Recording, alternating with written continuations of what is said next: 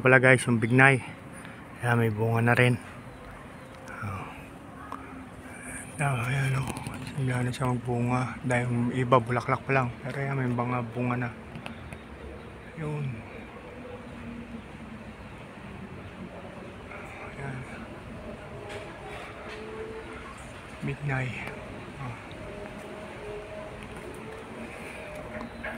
Ayan, bunga na siya.